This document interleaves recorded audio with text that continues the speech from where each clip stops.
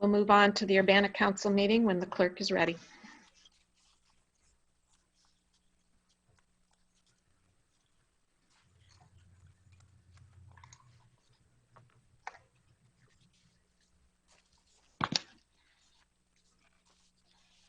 Ms. Wu? Here. Ms. Hersey? Here. Mr. Brown? Here. Mr. Roberts? Here. Mr. Colebrook? Here. Mr. Miller? Here. Mayor Marlin? Here. And I did call the meeting to order. Could we approve minutes from the previous meetings from November 9th and November 23rd? I'll make a motion to approve those minutes. I'll second it. Moved by Jared, seconded by Bill Colebrook. Are there any corrections? Bill? Yeah, on the minutes of November 9th, it's page 9 of the PDF. I'm not sure, I think it's page 5 of the minutes. On the part where we approved the grant funding for economic support, said that we approved it, we changed it to net revenue of 5 million, but then we did another friendly amendment or changed the motion to 2 million net revenue, and that's what's reflected in the implementation on the website. So I think just the minutes needs to be changed to 2 million's net revenue of 2 million instead of 5 million.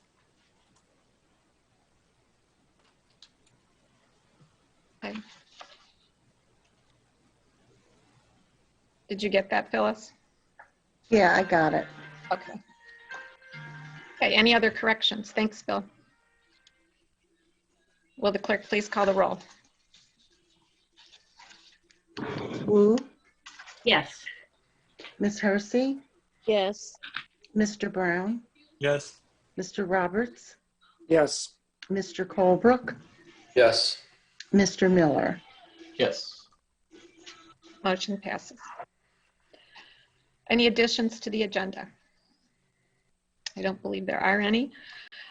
Next item on the agenda are public input and presentations. We're going to start with presentations by the 4 candidates for the vacant Ward 2 City Council seat. This is the seat that was previously held by Julie Laut, who resigned the position. So first up is Steve Drake, and each candidate or each applicant has been asked to speak for maximum 3 minutes, and we'll put the timer on so everyone can keep track. And I believe Steve is I'm here, yeah. in the meeting. Okay, hi Steve. Okay. Go ahead whenever you're ready. Okay, great. Hello, my name is Steve Drake. I'm a resident of Ward 2, lived here for 15 years. Before that, I'm originally from California. I'm a TV producer. I do video production for the Beckman Institute here on the campus, and have previously worked at WLL-TV, which is the local PBS station here. Before coming to Illinois, we lived in London and New York and New Jersey, where I worked on shows for the BBC and Discovery Channel. The reason I'd like to be considered for Ward 2 is that given the recent election and the current state of the political divide in the US, it's clear that more people need to get involved in government and work to help their local communities. So that's what I'm trying to do here. My father passed away from COVID back in April, back in Arizona. So I know the importance of implementing public health requirements during the pandemic, especially since it'll be a few months probably before the vaccine is widely available to the general public here. We need to have city council members who appreciate the human cost of the pandemic. I participated in the Citizens Police Academy a few years ago here in town and gained a real appreciation of how complex policing is. But I understand that we need to work to help the police and really protect the citizens. They're someone to protect and serve, and have a deeper partnership between the police and the community and improve social justice. One of the interests locally in Ward 2 that I have is to try to keep the character of the ward intact, keep a balance between sustainability and fiscal responsibility and the overall lived environment while the city continues to prosper. Urbana is different than Champaign, and I think that's a good thing. The residents of Urbana, I don't think generally want unchecked development or to live in a city that's indistinguishable from Champaign. So I think the city council needs to strive to move towards zoning and permitting decisions that advance the city, but also always keep in mind preserving the character of the city and the values that the residents hold foremost in their mind. Like I said, I'm a video producer. One of the most important qualities and requirements of that job is to listen to people. And that's what I'll do if I'm on the city council. Thank you very much. Thank you, Steve. Next person to speak is Joseph Edwards. Hey everybody, my name is Joe. I am a 7-year resident of Urbana. I came here back in 2014 to do my undergrad, and I loved it so much I decided to stick around for a PhD. As a student, I also am a renter, a designation I share with roughly 60% of other Urbana residents, but unfortunately none of the city council currently. And while I really respect the work and the time that it takes to become an established member of this community, I think that it does leave a bit of the voice that people who are, less enfranchised and less established within this community not having representation on the council. As a student at the university, I have served as a senator, where I also served on the Senate Executive Committee advising the Chancellor and the campus at wide on sustainability, sexual assault, social justice, and campus landscaping issues.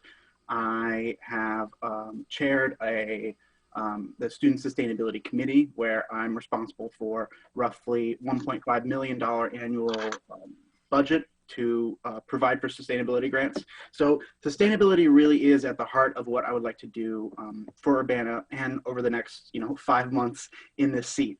I understand what these things cost. I understand the actions that need to be made to invest in them, and I think that I have the experience to do that. At the same time, I realize that this appointment is only for 5 months, and that several of the other folks applying right now have made it clear that they intend to run in April for that election. This will be Ward 2's first elected new representative in a little over a decade, I think, and I think it'd be a good idea to let them choose who they want that to be. I think that there's a certain amount of political influence that could be extended through this appointment in the incumbent running in April.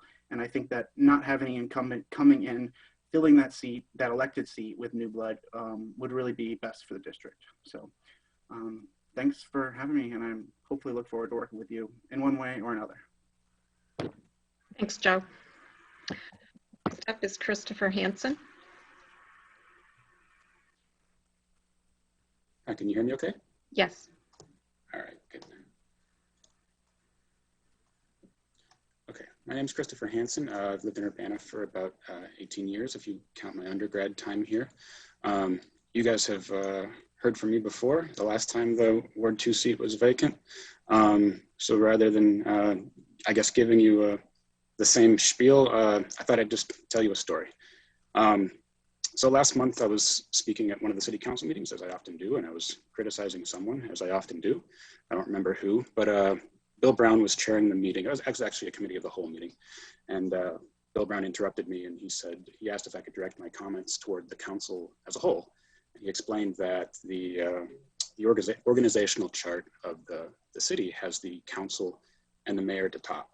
And so any issues I had with anyone else should be directed at the mayor and the council. And I've always found Bill Brown to be a very studious words person.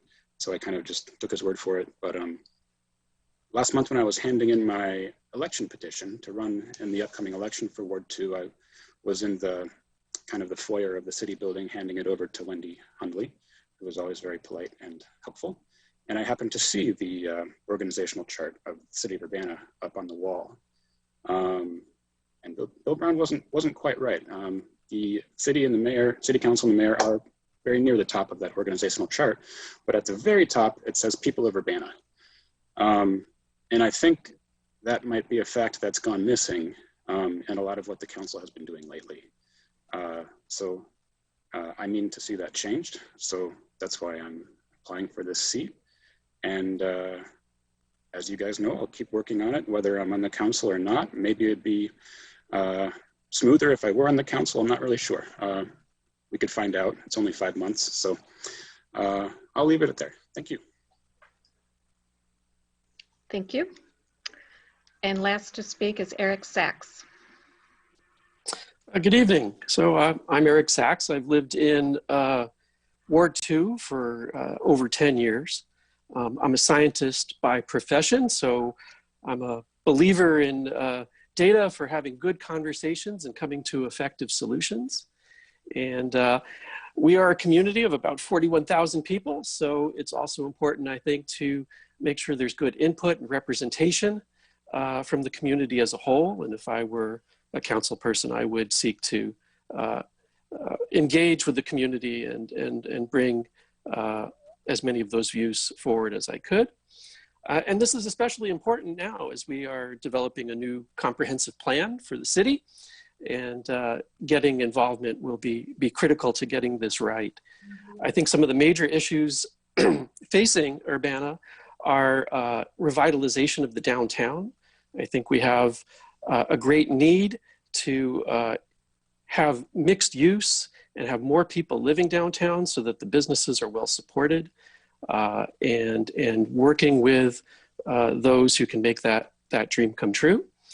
At the same time, especially as an issue for Ward 2, but for the city as a whole, I think we need sustainable development. And by that, I mean development that will provide benefits for the city for the long term. Now, in Ward 2, for example, we're right on the edge of campus, a good chunk of the ward, and we have a historic neighborhood, beautiful old houses that attract a lot of people to live here, both renters as well as owner-occupiers, an important part of our city's revenue base. And maintaining the integrity, architectural integrity, while allowing for the city to continue to grow, is an important part of what we will need to encourage. And that will often come through with sound and consistent zoning. Other issues facing the city, of course, are things like climate change and providing for renewable energy, access to electrification for charging automobiles, getting ahead of the curve on these sorts of things. And of course, social justice is an important issue throughout the nation right now, and certainly in Urbana it will be so as well. And so working with the police to make sure that you know, the values that are encouraged and upheld by the board are reflected, and to address the mental health crises that occur throughout the country, and here the same in a more effective and humane way. So I'll just round up by saying I'm happy to work with the board and hopefully see the city prosper. Thanks very much.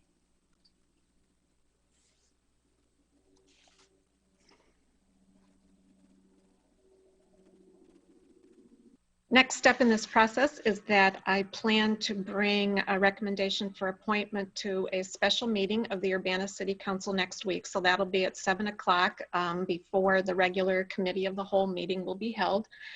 And I ask the council to vote on it, and then we'll swear the new candidate in virtually immediately after that.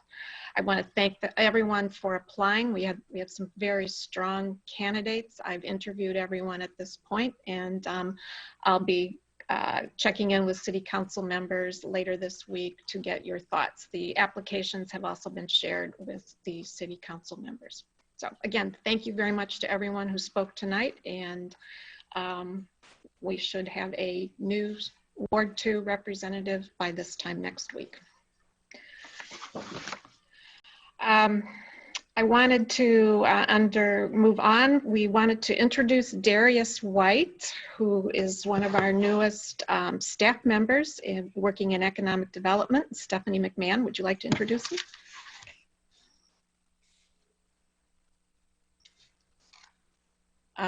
We're not getting audio.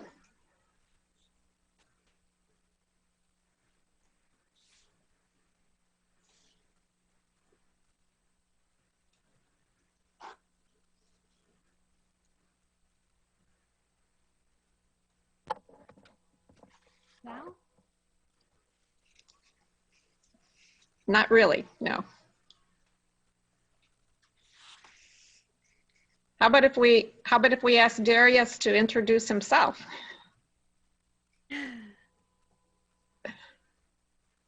Good evening, everyone. Can you hear me? We can hear you, yes.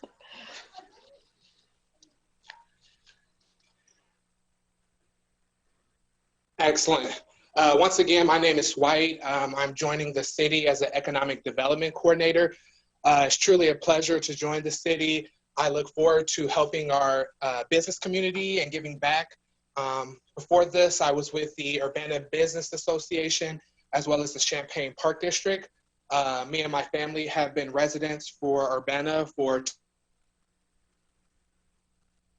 2.5 years now in the Savannah Green. Just once again, I'm excited to join the team, happy to be a part of the economic development team, and just really look forward to giving back to our community. And I would add Darius is serving in a leadership capacity in Chancellor Jones' special initiative on racial and social justice in our community. So he's taken that on in addition to his economic development duties. Thank you very much, Darius, and welcome. All right, our next presentation tonight is on the plans for the comprehensive plan, and this is being presented by Andrea Rudy and Lily Wilcock, who've been leading this effort. I was just going to do a little intro, if that's okay, Mayor. Sure, absolutely. Okay, as the mayor said, Andrea and Lily are going to give an overview of where they are in the comprehensive plan process, but I want you to understand that, you know, Andrea joined us right around the time that COVID was starting to get a toehold in our community, and she has just jumped in with both feet to help our efforts, and as has Lily, but Andrea's been the real leader of all of our business outreach efforts related to COVID. And as you remember, we've had wave after wave of restrictions put in place for various business types, and we went out time and time again, and Andrea and the team have tried to stay in touch with our business community and respond to their questions, adapt to their questions, and all of that while juggling all these comp plan efforts. So I just wanted you to understand what an asset Andrea is, Lily is, Darius has also jumped in with both feet. So, you know, we just have a great team right now, and really excited to have Andrea and Lily present where they are with the comp plan.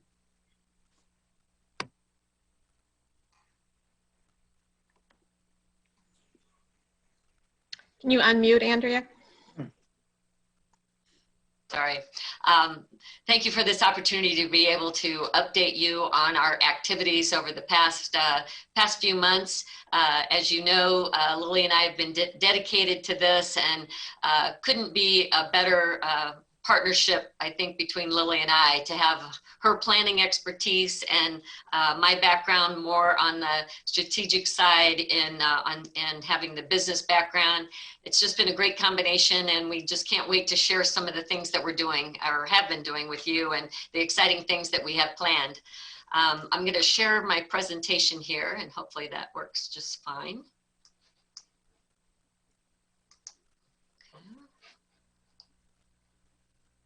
Okay, can everybody see that presentation?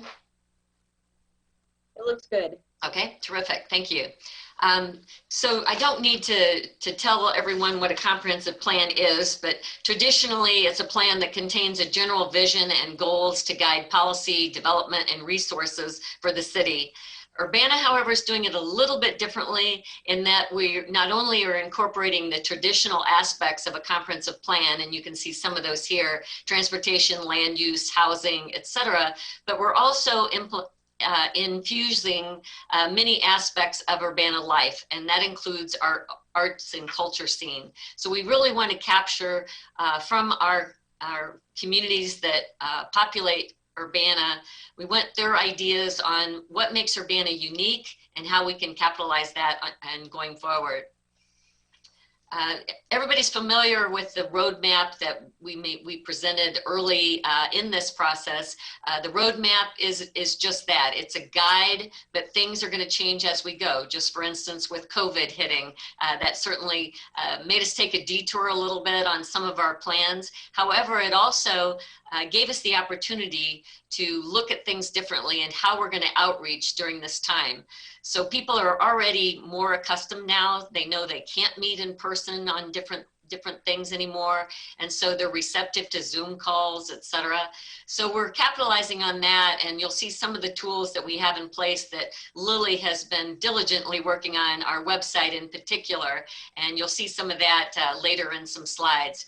But the intent of the community engagement process, and as it says here, we really do intend to have this be very extensive to identify the goals and vision for our community.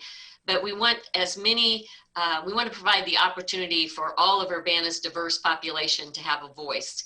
And to do that is going to require a lot of different methods of outreach, not just the website, but many hands-on things that are possibly more traditional, even going to door when acceptable, surveys, handing out flyers, working with community groups that can provide us that audience with their constituents so that we're able to reach all these different populations in Urbana's diverse community. So we've come up with some branding. This was early on in the process. We had a small staff group that interviewed graphic designers. Our graphic designer does come from Urbana and she works for the University of Illinois. And we came up with the theme called Imagine Urbana. And we really do think that this captures the essence of what we're trying to achieve, is that we want people to really use their imagination. And what do you want Urbana to be? What do you want your community to be, where you live, work, play, and study? And so the Imagine Urbana, you see the light bulb, which is indicative of having new ideas and thoughts. And so this is our branding. And then some of the other things that we've been working on, as you already know, we've allocated staff resources. We've also dedicated a staff working group that has been bouncing off ideas, giving input, feedback all along the way. And we have a data group that Lily has formed as well. And we can get into that a little bit later as well. The data group is really different in that they're going to be looking at how to tell the story of the different themes that develop. And we have no preconceived ideas of what this plan is going to look like. We really intend it to be organic, and that the ideas and the themes that will eventually be in our plan bubble up from the feedback that we get from the community. And all during that process, we want it to be as transparent as possible.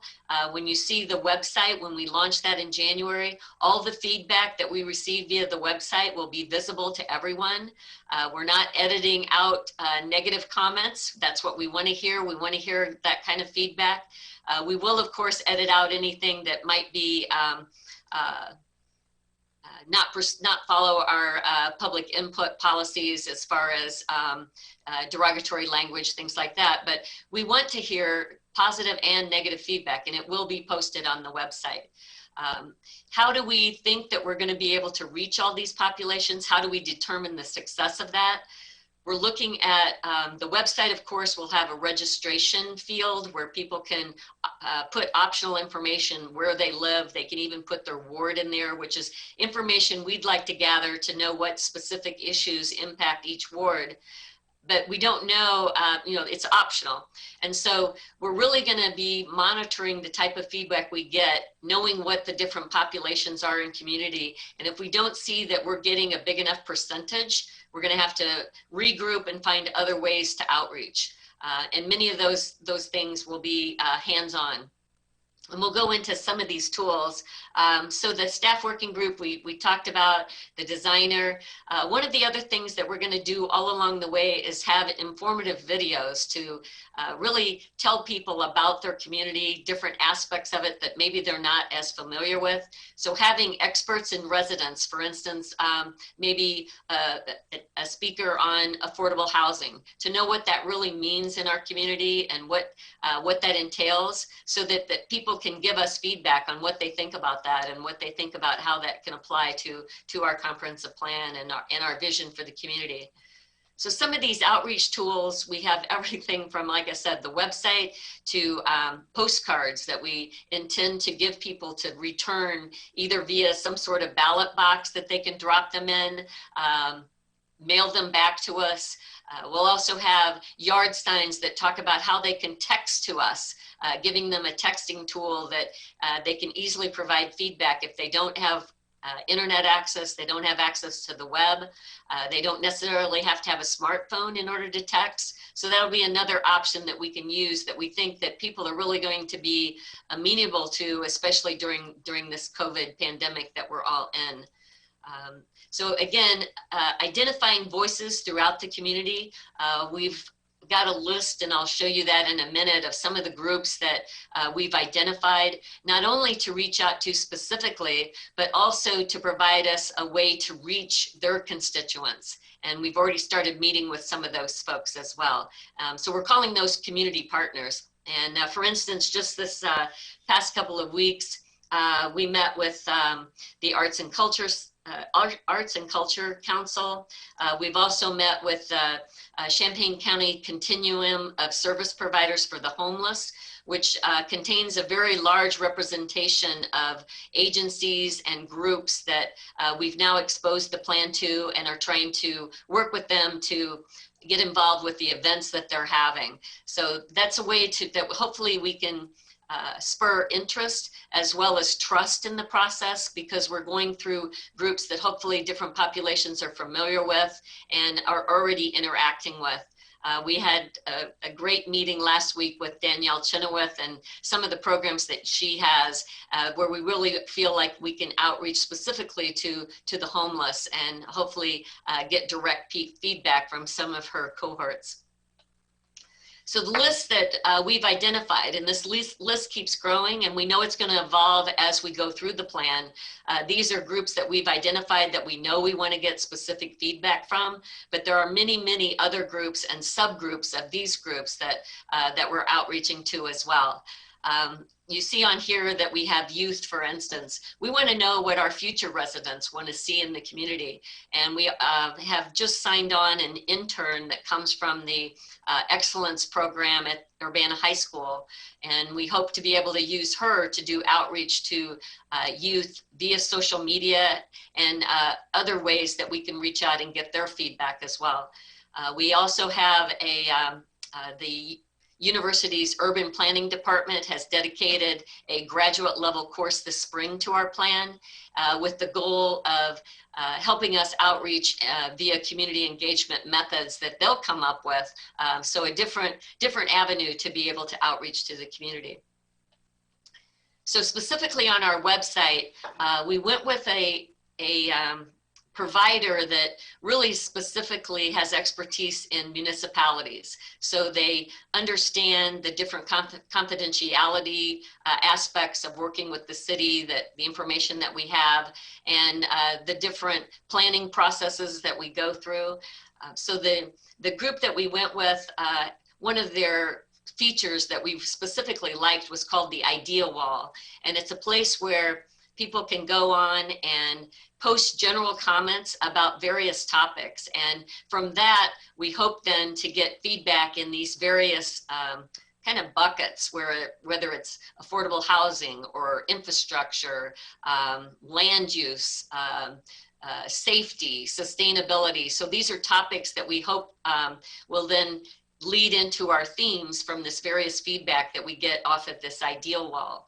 We'll also have a short survey that will be on the website that's more open-ended, giving us, very, like I said, open-ended comments about our community rather than on specific topics, which would become later. After we get this initial feedback, we can then go back and develop these themes further, publicize those to the public, and then maybe these individuals will be willing to serve on focus groups and participate in more active feedback on these individual topics that will come out of this. Another feature is a interactive map where you can pin places in Urbana and provide us both positive as well as constructual items, ideas that they have for that area. So it might be something on their favorite place where they could post a picture about, maybe it's an art festival that they attended and this is a place that they really enjoyed, or it's something that, hey, this is a safety issue in my community or in my neighborhood that I want addressed. We'll also have different informative videos. One video I'll go into a little bit later. We've got our first series that we've come out with that will be posted on a YouTube playlist that people can go and learn more about their community. And then they can also receive future communications, how they see fit. So if they would like to really be involved in hands-on focus groups, webinars, et cetera, they can certainly do that. Or if they just want updates on the process along the way, it's whatever they choose. They can be as involved as they want to be. So in talking about the educational videos that we'd like to use, the first one series that we've already filmed and we're getting ready to post that on the website. I think some of you may have seen the link that was in the packet materials that showed one of those videos, and it was of Julie Pride talking about the Champaign-Urbana Public Health District.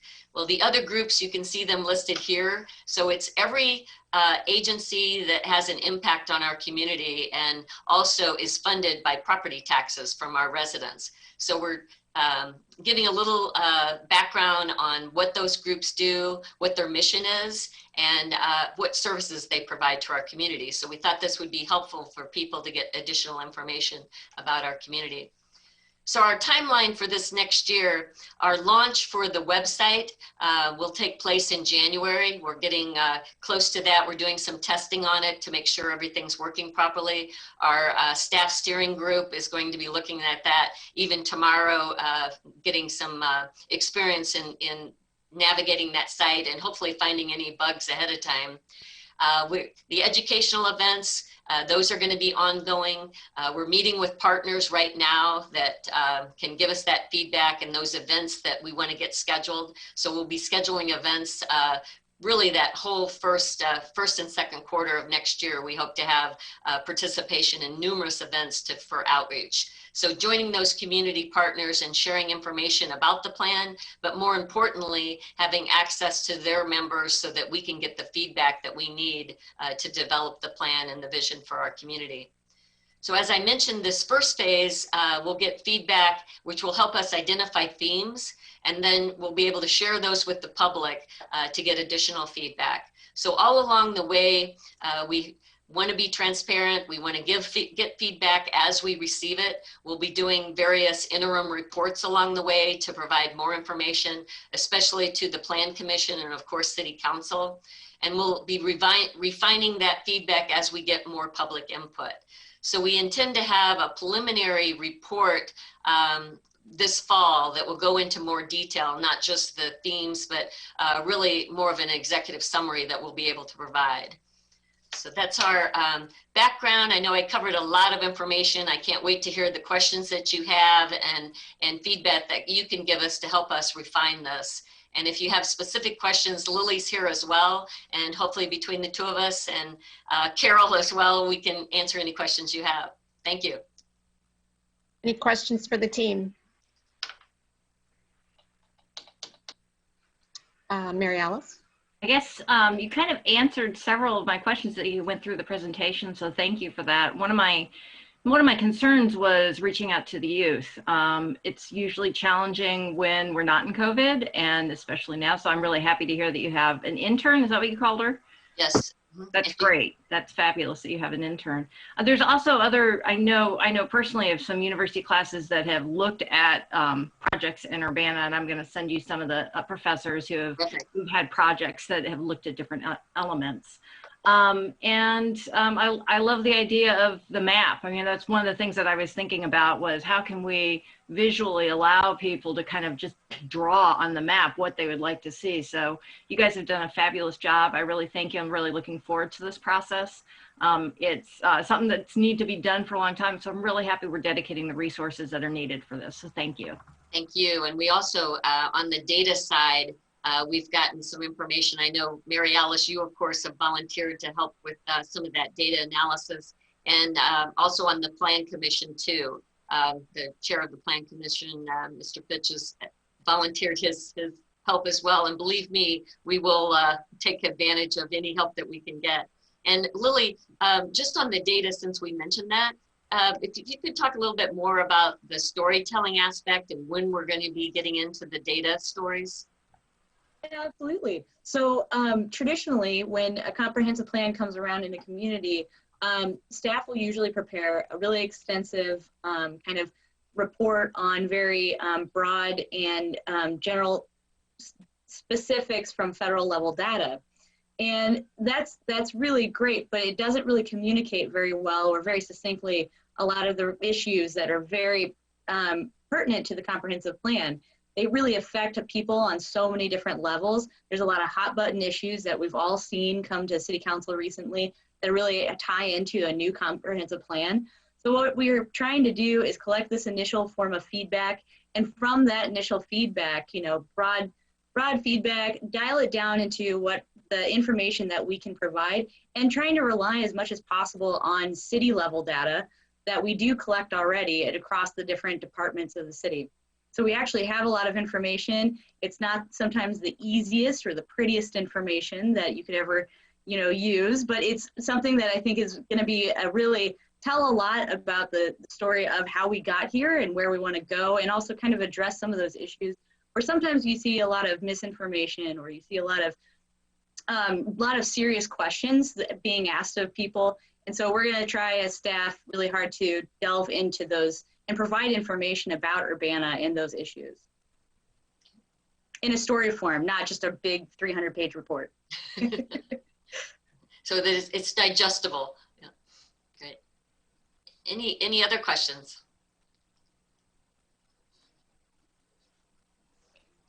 Well, thank you very much. Oh, Bill.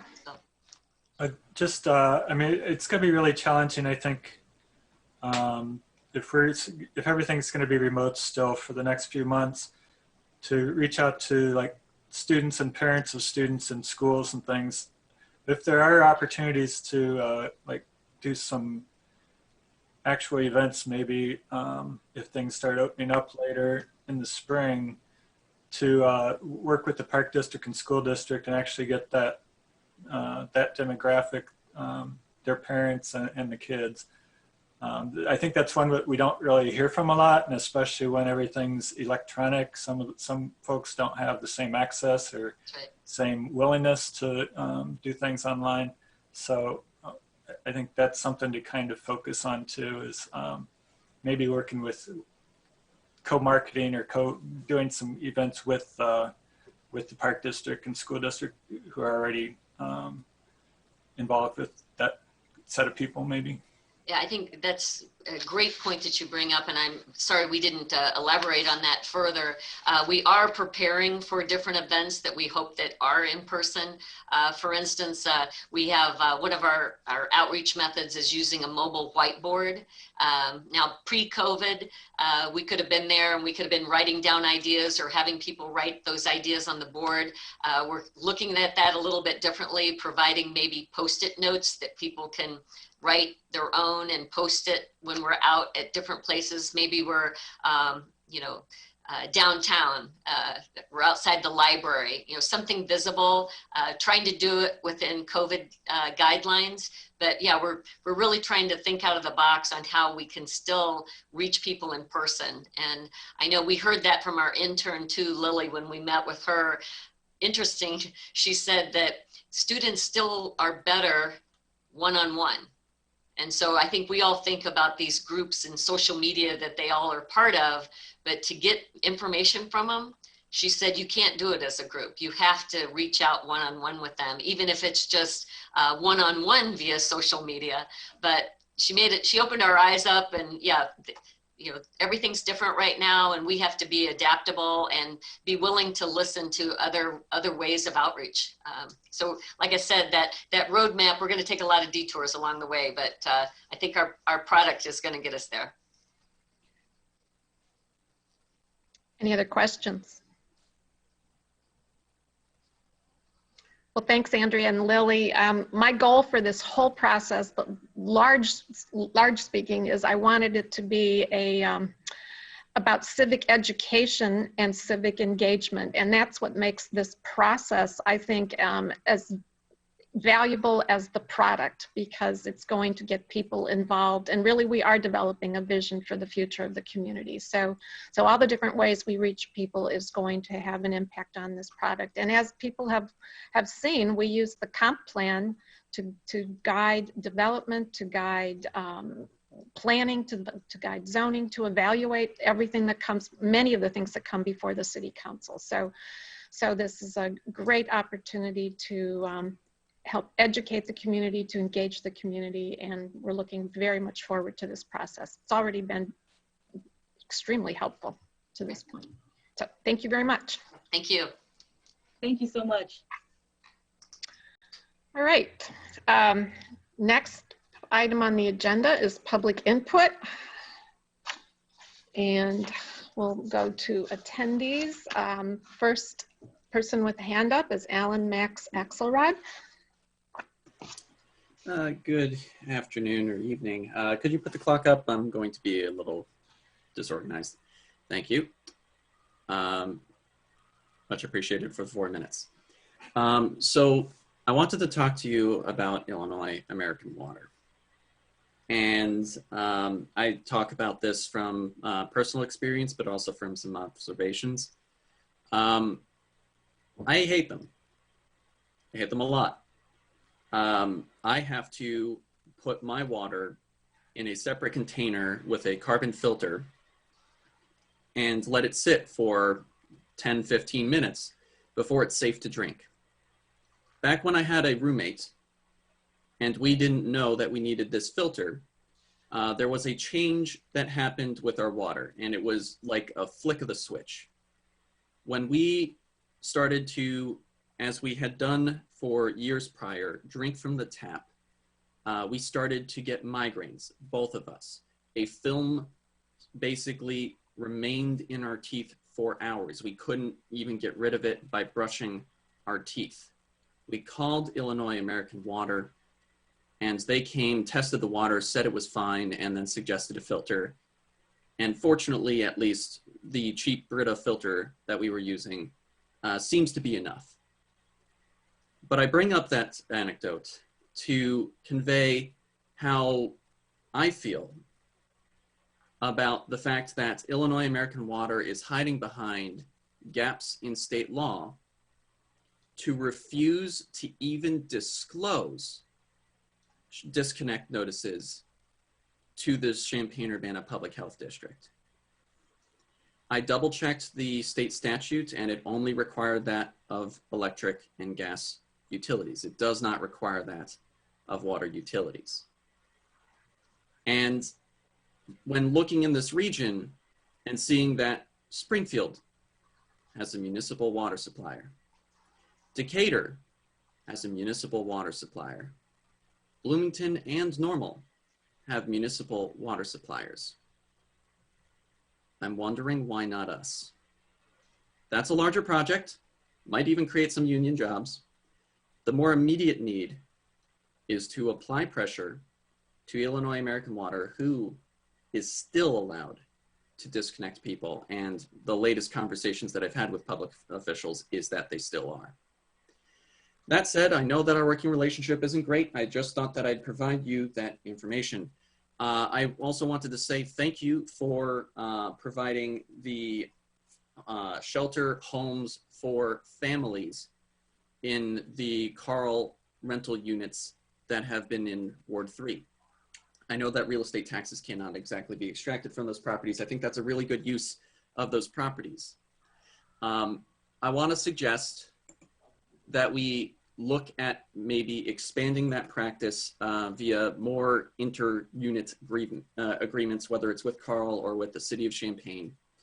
The City of Champaign is looking at sort of incremental development plan that's going to allow for a lot more flexibility in what housing can be where, what sort of things can be developed where. But the City of Champaign also owns plots of land. And it may be that which could be a basis for providing more, not just private-public partnership housing for families, but public housing itself. And I say this because the latest data from the American Community Survey's 5-year estimate is out, and Urbana's number of vacant housing units increased by roughly 100 and change. Our county-wide HUD homeless population is 140. Thank you.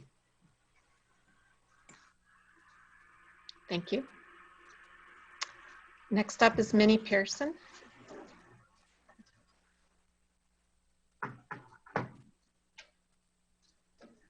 Honestly, I was running across my computer and doing some other things, and it wasn't me, but I'm listening, and thank you for recognizing that. Thank you, Minnie. Next up is Christopher Hansen.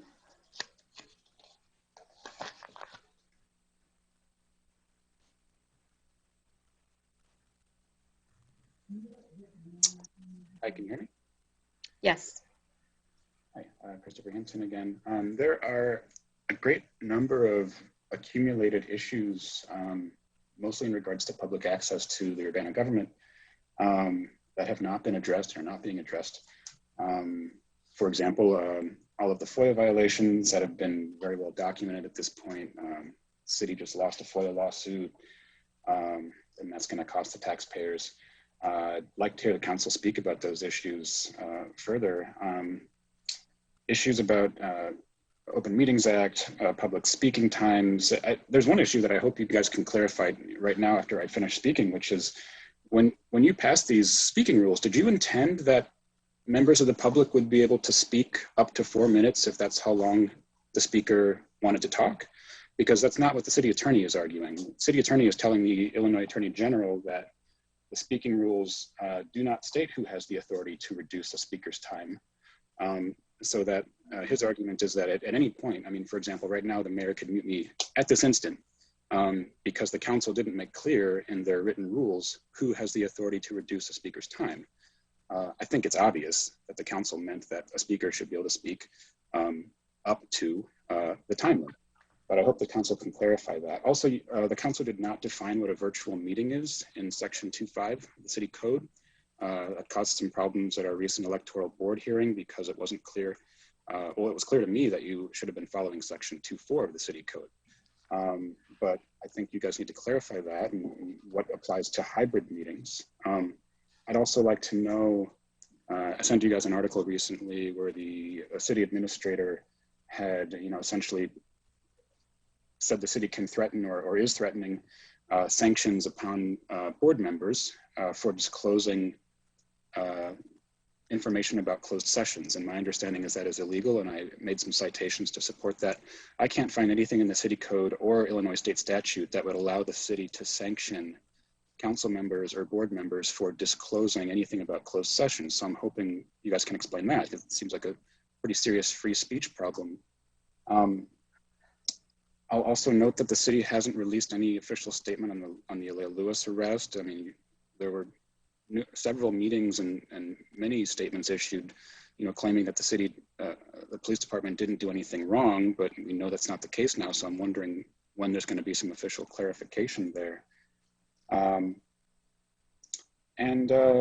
Yeah, it just seems like all of these issues just keep accumulating, and there's plenty of time for the city council and the mayor and city staff to speak up, to defend their actions. But when it turns out that,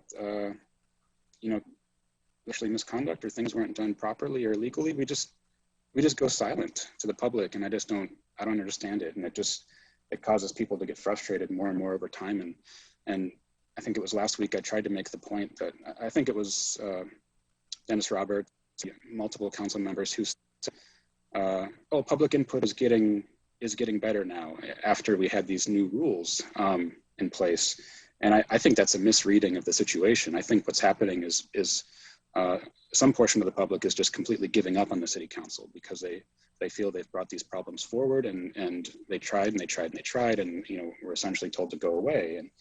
And I think having less public input is probably much worse than having public input from a bunch of people who are upset. I think that's a bad sign. That means the portion of the public have kind of given up on you. So I think you should reconsider what that actually means. And I do hope you'll clarify some of these issues, especially the public input rules. Thank you.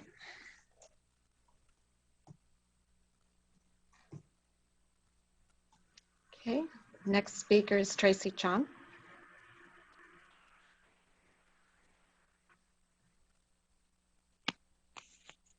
Hi, can you hear me? Yes. Hi, I'm Tracy Chong from Urbana. First, I would like to thank Jared Miller for proposing setting aside a time for you guys to respond to the public. It was kind of ironic to hear Phyllis Clark say that public input is the time for it. Having trouble keeping up with the rules? Maybe it's because the rules don't make sense and are contradictory to what is needed to build a good relationship between the government and the public. Next, I thought I had seen rather terrible dishonesty and disregard for policy by the city. But Carol Mitten's latest letter to the Human Relations Commission was really quite remarkable. Have you guys read her letter to the HRC regarding the special hearing, the last hearing? At the November 10th special HRC hearing, it was a unanimous decision by the panel that the city's hiring practices needs to comply with the Human Rights Ordinance with regards to discriminatory hiring practices. The panel also unanimously agreed that based on the current ordinance, the HRC does have jurisdiction over the hiring practices of the city. What's alarming is that Carol Mitten wrote a letter to HRC saying that the city is disregarding the outcome of the hearing, and moving forward in the future, the HRC has no jurisdiction to ensure the city follows its own anti-discrimination policies.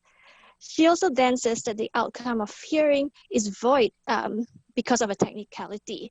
So I feel that it's really alarming that the city's leadership can just void an outcome of any hearing if they don't agree with the outcome. How can you guys sit there and say that this kind of leadership is acceptable? What kind of example does this set for the other city employees? Is it surprising that the city is going in the opposite direction of transparency when its leadership is giving such a terrible example? I'm glad that Jared Miller last week brought up critical questions about the proposed one-door program. The two presentations thus far by Lieutenant Sanders have been rather vague and superficial, but they are requesting quite a bit of money. So it seems like the first big chunk of money is going to hire by Rosecrans, but we have really not been given much information about the search process, the hiring process, how is it going to be conducted, and considering the incestuous relationships with Urbana Police Department and the City of Urbana hires, and the dishonest track record of UPD, I think we need a lot more information regarding this program. And this program seems to be mostly driven forward by UPD. So I hope you guys continue to ask more questions and actually get concrete examples of and concrete steps forward instead of just some vague presentation coming up. Thank you. Thank you.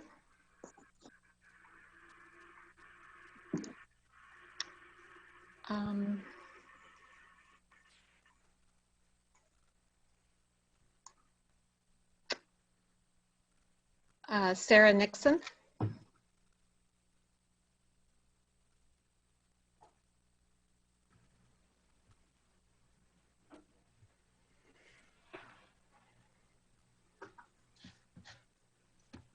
Hello, this is Sarah Nixon, longtime resident of Urbana-Champaign, and I am speaking to the council this evening. First of all, I would like to express gratitude to Jared Miller for his advocacy recently on behalf of the great many community members who are impacted by mental health challenges. I've noted, and I think many have noted, that Mr. Miller has raised questions and concerns at City Council meetings about the one-door program. And his concerns and questions are quite on target. And we do not seem to be hearing responses that are meaningful and adequate. Reports that we're hearing that have been made to council so far seem very thin on key details. And as Mr. Miller has pointed out, the project structure itself is entirely lacking in community stakeholder voices.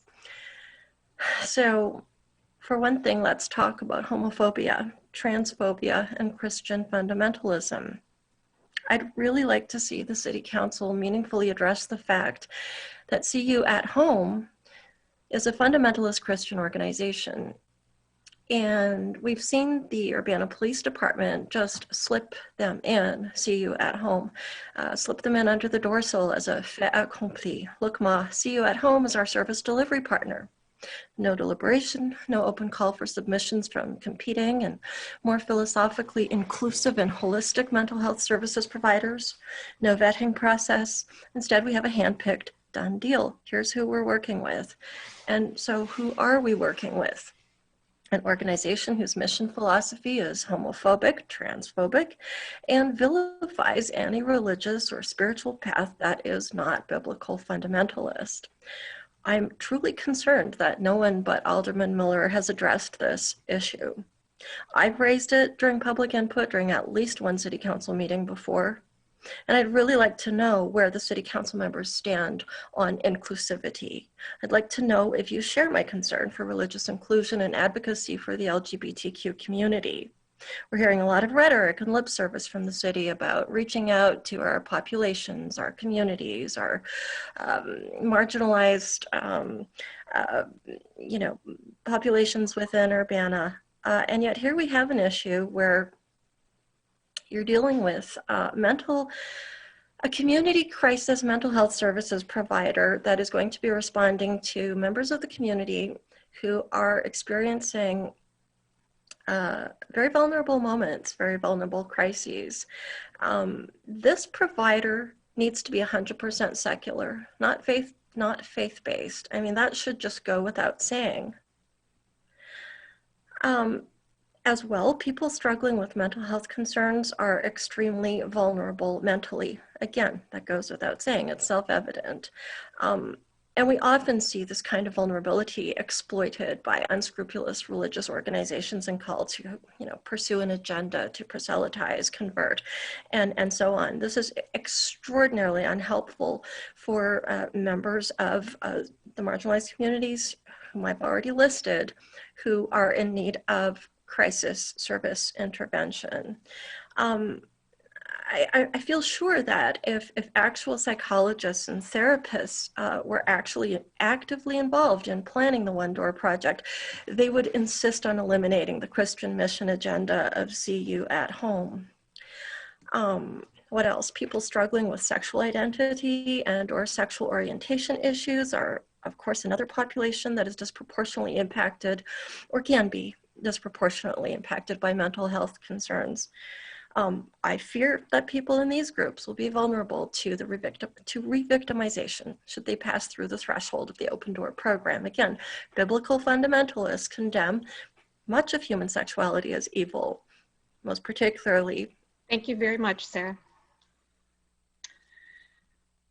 Okay, Minnie Pearson, your hand is still up. I'll give you one more chance. I'm so sorry. Just ignore me, please. Okay, I will. Thank you very much. All right, that seems to do it for public input tonight. We will move on to unfinished business. There is none. Reports of the standing committees, and this will be Bill Colebrook. Thank you, Mayor. The Committee of the Whole met last Monday, December 7th. Several items were discussed. The first item on the agenda was the consent agenda. All materials listed under the consent agenda are considered to be routine and non-controversial by the City Council and will be enacted by one roll call vote. There will be no separate discussion on these items. Specifically, in the consent agenda is resolution number 2020-12-06R, a resolution certifying a community housing development organization for the Urbana Home Consortium. Next up is resolution number 2020-12-065R, a resolution approving and authorizing the execution of an Urbana Home Consortium Community Housing Development Organization Agreement. And lastly, resolution number 2020-12-06R, a resolution approving and authorizing the execution of an Urbana Home Consortium Community Housing Development Organization Agreement. On behalf of the committee, I move for approval. I'll second that. Moved by Bill Colbrook, seconded by Mary Alice. Any discussion? Will the clerk please call the roll? Ms. Wu, Yes. Ms. Hersey, Yes. Mr. Brown, Yes. Mr. Roberts, Yes. Mr. Colebrook, Yes. Mr. Miller. Yes. That motion passes. Next up on the regular agenda is ordinance number 2020-12-068, an ordinance ratifying emergency order 20-11, the temporary ban of on-premises indoor consumption of food and beverages to include alcoholic liquor within City of Urbana corporate limits. This was passed on to the council with a recommendation for approval, but it's also pending a change of an expiration date. So before I move for approval, do we want to discuss the expiration date specifically? Yes, and in the amended order, the language was changed to read, this emergency order 2011 shall expire when tier 3 resurgent mitigation guidelines are suspended or terminated. This order is a bit different than the other orders because it's tied specifically to tier 3 guidelines and specifically to a very specific portion of those guidelines, and that's related to indoor dining and food and beverage consumption, and it was at the request of the Public Health District. So expiration, it will expire when either we move out of those tier 3 mitigation, either up or down, either more restricted or less restricted. There's also a typo. Duration of emergency order, it should read, the underlying portion should read 20-11, not 20-08. So with those changes, on behalf of the committee, I move for approval. Okay, I'll second that. Okay, moved by Bill Colbrook, seconded by Dennis. Any discussion? Will the clerk please call the roll? Ms. Wu, Yes. Ms. Hersey, Yes. Mr. Brown, Yes. Mr. Roberts, Yes. Mr. Colebrook, Yes. Mr. Miller. Yes. That motion passes. Next up on the agenda is ordinance number 2020-12-069, an ordinance ratifying emergency order 20-12, authorizing participation in Urbana and Champaign Sanitary District COVID-19 related financial assistance program regarding sanitary, sewer, and stormwater utility bills. Similarly, this was passed on to the full city council with no recommendation. And the note I've got is we need more information. Is there a second? I'll second. Moved by Bill Colbrook, seconded by Charisse. With us tonight is Rick Manor from the Urbana-Champaign Sanitary District, and I believe Carol wanted to introduce. Yes. Rick is here to answer your questions. I had sent on the questions that you had posed last week, and so he's going to start with responses to those, and then if you have any follow-up, he's here to answer those as well. So go ahead, Rick. Thanks for coming. Sure. Good evening. Thanks for having me. So I'll start with just a general conversation or discussion first. Please recognize this payment assistance plan that we are adopting at UCSD spans 4 communities, plus we cover unincorporated areas. So we're actually serving 5 different communities. We have various intergovernmental agreements with yourselves and then also the other government agencies that we work with. And so we have a number of strings attached to what we can do. So we needed to develop a plan that was amenable to all of you combined. In addition, we try and do our work efficiently. We only bill you 3% of the income that is billed for our administrative fees. We only have 3 staff members working on this, producing about 1,000 bills a day are being processed through our offices.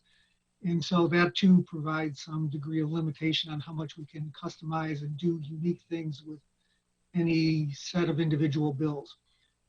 Every subtlety and every customizing is another potential source of error. And then once you have one error, it ripples through the system and causes a lot of grief. So to some of the questions that were specifically asked for. The first was, is there flexibility regarding the maximum 1% or the $50 per household? There was the added comment, some council members were wanting to increase the limits. Regarding the 1% amount,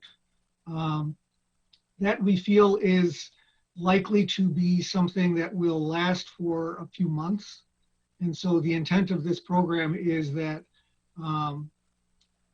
we're partnering with the Regional Planning Commission, their LIHEAP program.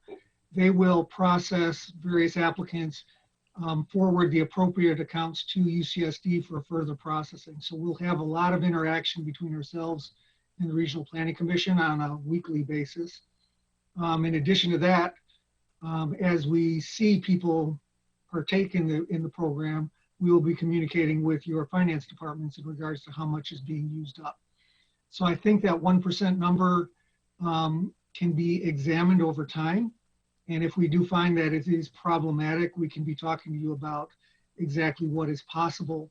But I hope that it lasts the entirety of the program and that it at least lasts several months so that we have a good deal of flexibility.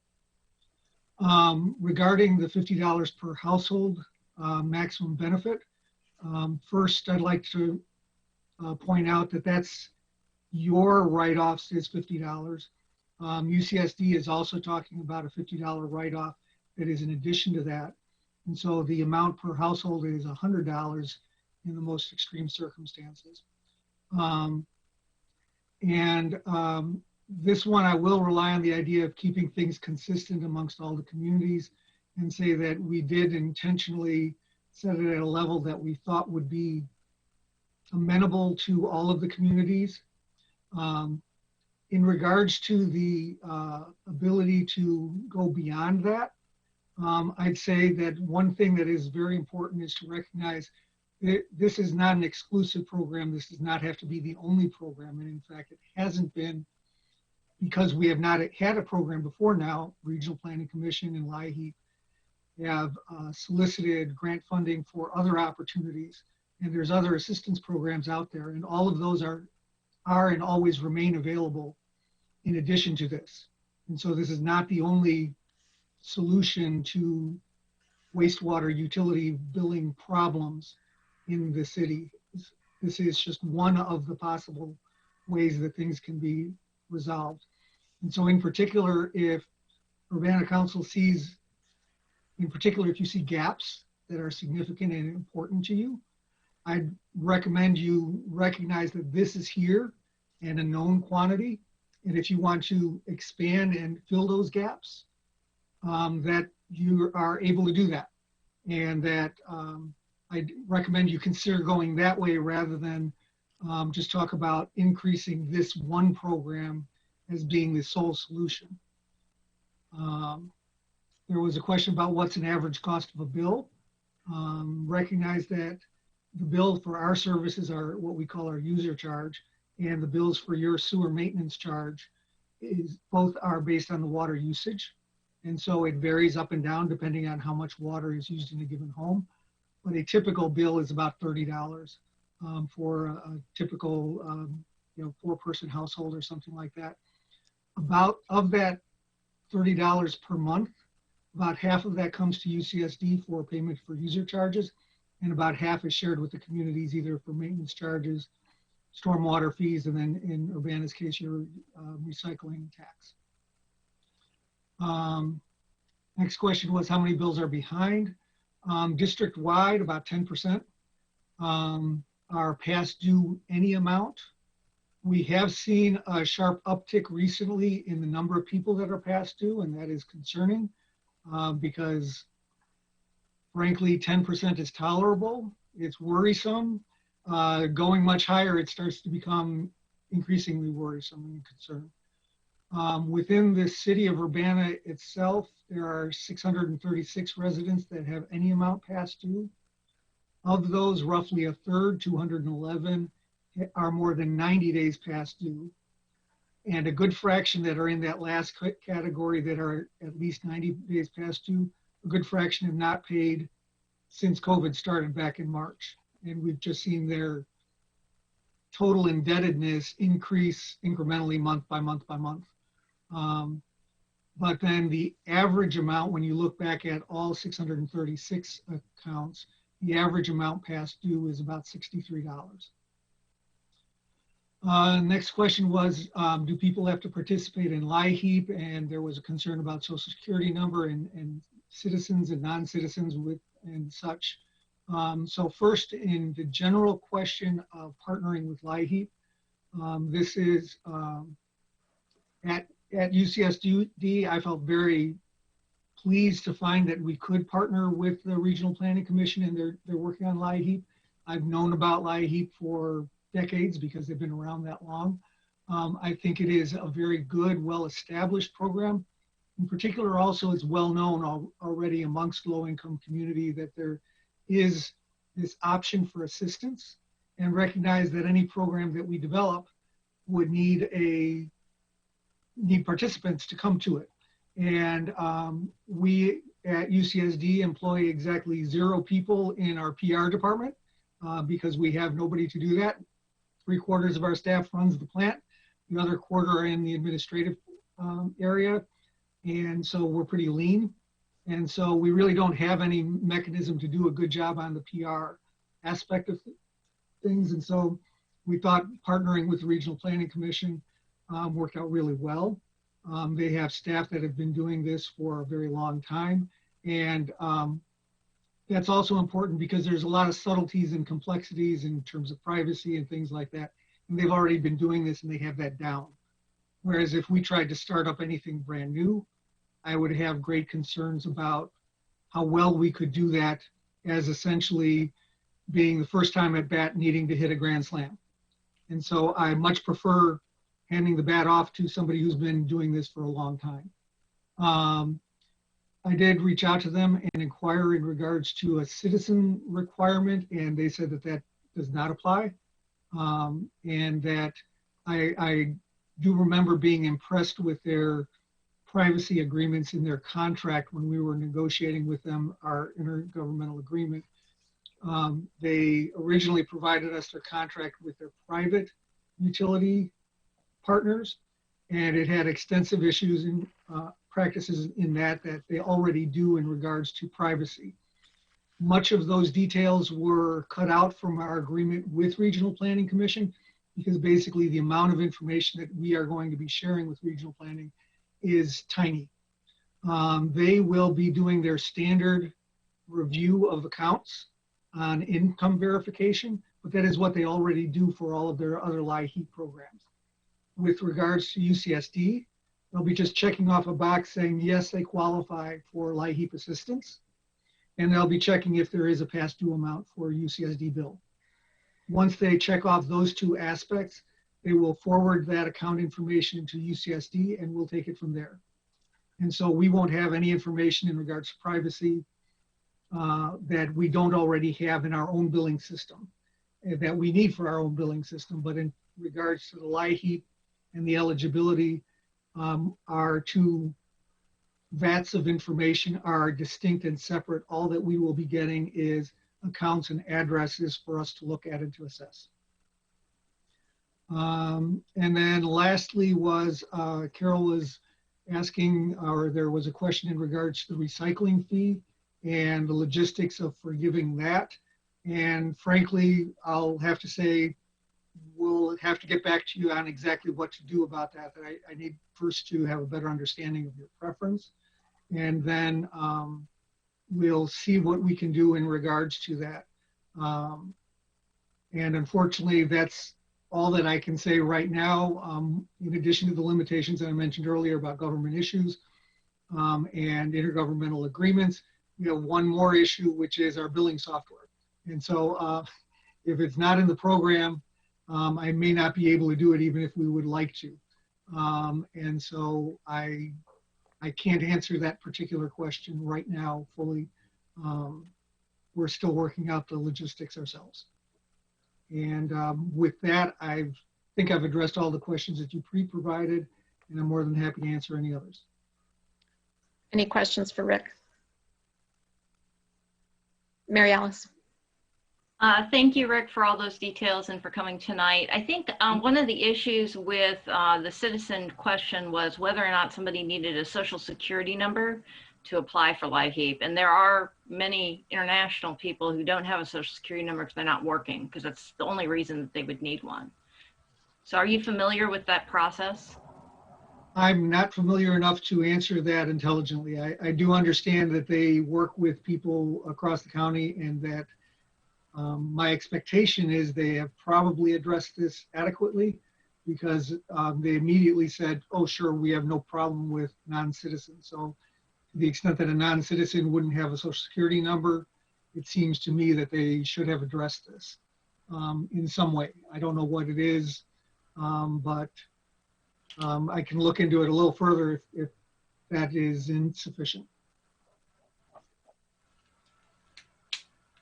Jared. Oh, hearing some of these answers, it made me realize that I never even asked the question about how exactly does someone apply for this benefit?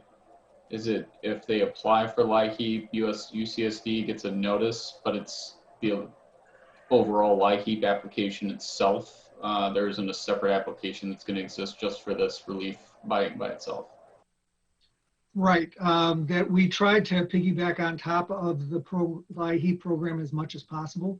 And so the Regional Planning Commission employee will have a slightly different form that would include, well, let me first start with the basic for the applicant. It will seem no different than before, that they will be applying, and the income verification, which is the primary criteria they use to confirm eligibility, which is 200% of the poverty limit. If that is met, then there will be one additional question, which is, I guess, two questions. Are you a UCSD customer, and do you have a past due bill? And if they do, then that particular account and address information will be forwarded to UCSD for further consideration. And at that point in time, that customer won't deal with Regional Planning Commission or LIHEAP anymore for our bill. It will be UCSD will evaluate the eligibility, apply our rules to what is eligible. And in particular, we're talking about owner-occupied residences. We didn't figure out a good way to apply this to rental units. And so we're not doing that. We're doing it for owner-occupied residences. And if they're eligible, we'll let them know how much they're past due, how much is written off, and that'll be applied to the next bill. And if they're not eligible, we'll notify them of that as well. And so we'll go from there. Pretty straightforward. Jared? So it sounds like it is it's a LIHEAP application, and it is applying for LIHEAP. It's just, if you do it, you may see a couple of additional questions in the LIHEAP application. Right. That my understanding is that the way LIHEAP works is they're talking to somebody who's processing the application with them, and they'll just ask those two additional questions. And you know, on the flip side, if there was somebody who only heard about this via being behind on the UCSD bill, presumably they would appreciate the possibility of being evaluated for other utility assistance. I expect it's going to be easily 90% the former, where it will be a typical LIHEAP applicant who will discover that, different from the past, there is the potential for a sewer benefit in addition to all of the benefits that they had previously. And so my expectation is it's going to more grow on the LIHEAP side than it will be from the UCSD side. And then if they are eligible, once that information forwards on to you, you guys basically automatically apply the benefit and notify the customer after it's been applied. Right, we'll figure out the limitations, we'll apply our rules for eligibility, we'll look at that 1% ceiling, we'll confirm the communities are voluntarily involved in this program, and apply our rules and determine the result. And in particular, the amount that might be written off that's possible. If for whatever reason a resident was rendered ineligible due to some discrepancy on there, you would also notify them of that as well, and how they might be able to, what they might be able to do about that. Yeah, we work with people all the time in regards to the details of their bills. Let me also advise one other detail of the program that we established. Recognize that if somebody has not paid a bill since March, they would probably have a bill greater than $100 that is past due.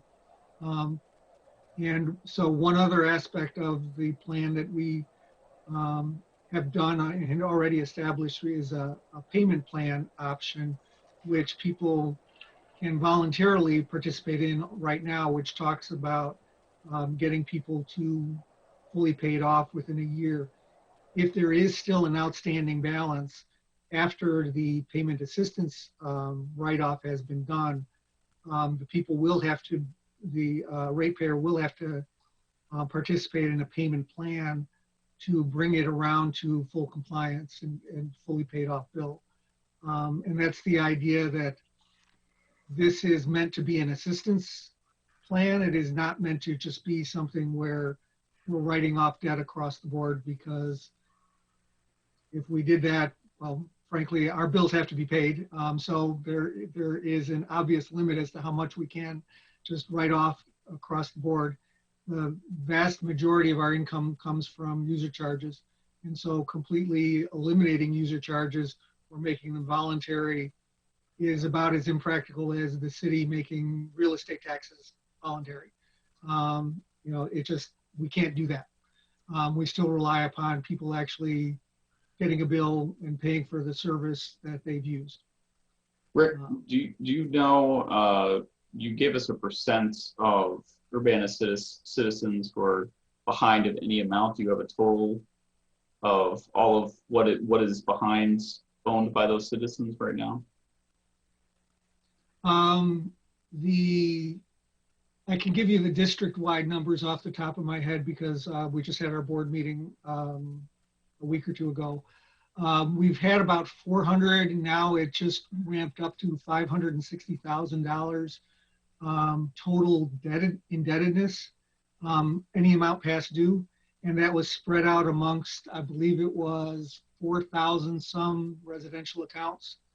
And so you can see that it's roughly $100 some per account overall. And again, that's about 10% of our accounts.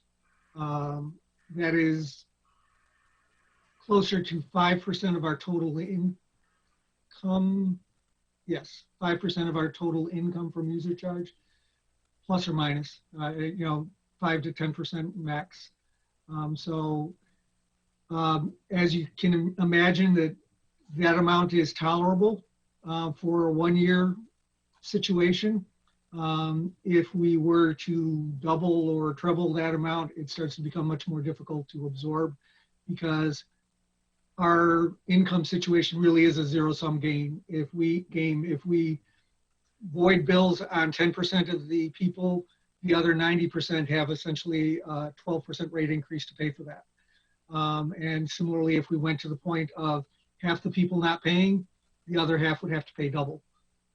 In that our user charges are the source of our income, and of course we have to pay our bills to keep things current and keep things running. So I guess that makes it clear enough that regardless of what that is, the amount owed by Urbana residents would exceed the 1% that we've set aside for this program. If the intent was to pay off 100% of everybody's indebtedness, the 1% would not be sufficient. Because a number of people will not be eligible, and because some people will not get all of their debt written off, is why I am pretty certain the 1% will last for several months if it doesn't last through the whole thing. Again, trying to prognosticate exact participation and how people are going to go in regards to these times of COVID is impossible. And so we do have to sort of adjust on the fly, as you guys have done in a number of your programs, and why you have all of these administrative orders is because every month we have a new challenge, right? We'll start at 1% and we'll see how that works, is my commitment to my staff and how I'm looking at this. So one thing, sorry to keep going on it, Rick. I'm just, I understand and you've explained the limitations of what can be done. Well, I'm glad to hear that it's double, that it's at least $100, because as you've alluded, one of the issues I had raised when this was brought up is that I bet that there were a lot of people who've not been able to pay their bills due to job loss or whatever related since the pandemic happened. Is there any chance, as this program is being administered, that you guys are going to be able to track, even without, bulk tracking Urbana residents just to seek them out? I'm sure you would do that naturally through some sort of accounting process. But those who fall into that particular hardest hit category of people who have bills in excess of $100, I guess is what I'm getting at. And if you are encountering those folks, they're applying for LIHEAP, they're getting, referred into the program, they're getting their $100 credit, but they still have something remaining, I would highly encourage, if it's at all possible, that those folks are tracked and referred to the Cunningham Township, because we've implemented a number of programs over there, and I bet Danielle Chenoweth, our township supervisor, would be more than happy to talk to you about how the township might be able to help cover that balance that's left on those through angel donor funds or a number of the other programs we have available over there, because those are the people who are in the most trouble, and those are the people who need the most help. And I just think it'd behoove us to be able to help and direct, at the very least, that hardest hit group towards a little bit more relief.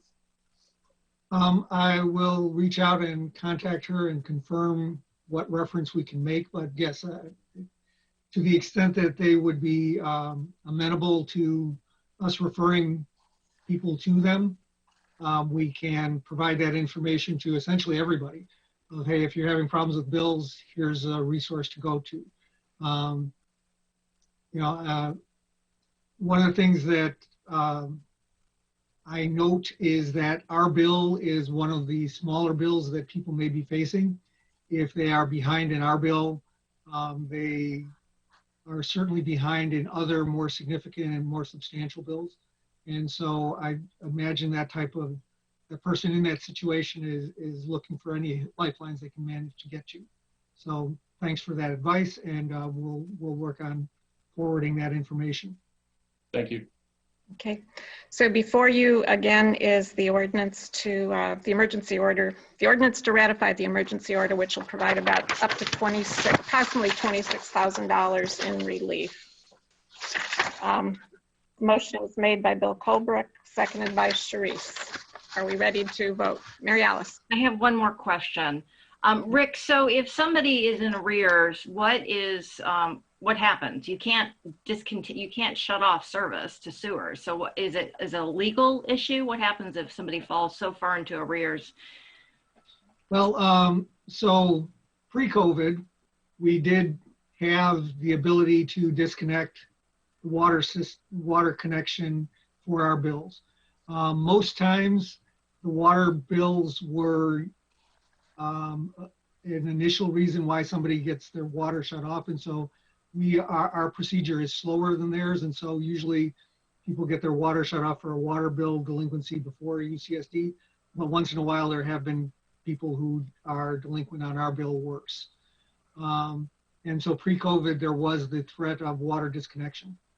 And unfortunately, we need to retain that because, again, we can't really make paying our bills voluntary 100%, because at that point, it ends up becoming a system where the people who volunteer to pay just keep on paying a higher and higher amount. That being said, during COVID, we've recognized that disconnection of water would not be a good thing. Of course, back in March, when the emergency order came through, the water utilities were prevented from doing any disconnections. And so from March through September, there were no disconnections for financial reasons. When it became possible via Commerce Commission rules to begin disconnections again for lack of payment of bills, if people did not express a concern about COVID, we chose to maintain the moratorium because we really couldn't see where it was going to be very productive. And so right now we don't have a method for disconnection. And so all that happens is that the debt accumulates. We do process a one-time late charge as a debt goes into being past due. And so we do process that charge. But right now, all that happens is it continues to accumulate. We bill property owners. And so ultimately that can turn into a lien on the property. Okay. All right. Thank you. Okay. Ready to vote? Well, the quick, Sheree, is this a quick question? We do have a packed agenda to get through. It just struck me. When you say you bill the property owners, are you also talking about like apartment owners? And they're the ones that'll be responsible for their tenants or bills and so on and so forth? Correct. Ultimately, it is the property owner, which is the apartment building owner in this case. And perhaps you can get my contact information from Carol if there are any questions after this. I'm more than happy to answer those too. Okie doke. Will the clerk please call the roll? Yes. Sorry. Actually, Bill is reporting this out.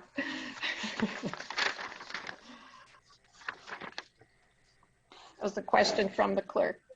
So yes, this is ordinance number 2020-12-069. Yeah, I'd already mentioned that. I couldn't hear the clerk. Yes. And we do have a motion and a second. So on behalf of the committee, I move for approval again. I'll second. Well, that was already moved by Bill and seconded by Sharice. All right. So it's done, okay? Ms. Wu? Yes. Ms. Hersey? Yes. Mr. Brown? Yes. Mr. Roberts? Mr. Roberts? You're muted. Yes, I realize now. Yeah, thank you. Mr. Colebrook? Yes. Mr. Miller? Yes. That motion passes. Okay, next up on the agenda is ordinance number 2020-12-072, an ordinance revising the annual budget ordinance, budget amendment number 4, omnibus. On behalf of the committee, I move for approval. I'll second that. Moved by Bill Colebrook, seconded by Dennis. Any discussion? Mary Alice. Well, I talked to Elizabeth. I just wanted to clarify because she was able to clarify the memo. I don't know if people saw that. We're not increasing the expenses by over $500,000 to the general fund. Well, technically we are, but it's being counteracted by the grants that are coming in. So Elizabeth, was it approximately $6,000? Is that right? That we calculated? The decrease in fund balance in the general fund is about Yes. $6,200. Yes. Okay. All right. So I just wanted people to be aware we're not increasing we're not increasing our balance by $500,000 or negative $500,000. I just thought it was good to make that clarification. Further discussion? Will the clerk please call the roll? Ms. Wu, Yes. Ms. Hersey, Yes. Mr. Brown, Yes. Mr. Roberts, Yes. Mr. Colebrook, Yes. Mr. Miller. Yes. That motion passes. Next up on the agenda is resolution number 2020-12-06R, a resolution for improvement under the Illinois Highway Code State Motor Fuel Tax for Race Street Resurfacing Project. On behalf of the committee, I move for approval. Is there a second? I'll second. Moved by Bill Colebrook, seconded by Mary Alice. Further discussion? Will the clerk please call the roll? Ms. Wu, Yes. Ms. Hersey, Yes. Mr. Brown, Yes. Mr. Roberts, Yes. Mr. Colebrook, Yes. Mr. Miller. Yes. That motion passes. Next up on the agenda is resolution number 2020-12-0662R, a resolution approving an emergency solution grants program subrecipient agreement with CU at Home for fiscal year 2020 through 2021. And on behalf of the committee, I move for approval. Is there a second? I will second. Moved by Bill Colebrook, seconded by Dennis. Further discussion? Reese? I just wanted to acknowledge something that Sarah Nixon was saying about the fear of certain people being turned out of the one-door policy based on their orientation and identity. Is that an issue that we will be able to deal with going into this contract with them regarding the one door? Well, it's an issue you'll be able to discuss next week when they do a presentation. And I also have a list of the many community agencies and organizations who've had input and assistance in planning the program. So did Lori, did you have further comment? Well, I just wanted to say that no one's been turned away, as far as I know, through this, through their homeless provisions. They were selected by the continuum, the countywide continuum of care, in order to provide this very necessary service. Many other organizations throughout the county are also getting funding through this funding source. So the money is being spread out among many organizations, but nobody gets turned away through this program. The ESG program, just to be clear. Okay.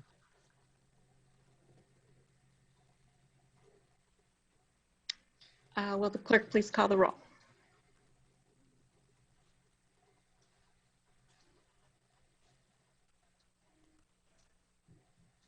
Ms. Wu, Yes. Ms. Hersey, Yes. Mr. Brown, Yes. Mr. Roberts, Yes. Mr. Colebrook, Yes. Mr. Miller. Yes. That motion passes. Next up on the agenda is resolution number 2020-12-063R, a resolution approving an emergency solution grants program subrecipient agreement with Cunningham Township, fiscal year 2020 through 2021. On behalf of the committee, I move for approval. I'll second that. Moved by Bill Colebrook, seconded by Mary Alice. Further discussion? Will the clerk please call the roll? Ms. Wu, Yes. Ms. Hersey, Yes. Mr. Brown, Yes. Mr. Roberts, Yes. Mr. Colebrook, Yes. Mr. Miller. Yes. That motion passes. Next up on the agenda is resolution number 2020-12-067R, a resolution approving and authorizing the execution of a community partnership agreement, Rosecrans Incorporated One Door Program Director. On behalf of the committee, I move for approval. Is there a second? Go ahead. Is there a second? Oh, I'll second. Okay. I did want to follow up on a question that came in last week about the extent of the community involvement and input into the development of the program. Lieutenant Sanders provided some information today. It was sent out to the council, but I wanted to share it tonight. The One Door, as you know, has been in the planning stages for several years, but it really started up in earnest back in April of 2019. So over the past 20 months, they have received a great deal of input and guidance from a number of community agencies and organizations. The Crisis Intervention Team Steering Committee meets on a regular basis, and they're one of the leaders in the development of this, or input into this program. So agencies represented at the Crisis Intervention Team Steering Committee include CU Races. Races is a program that provides support and services to people affected by sexual trauma.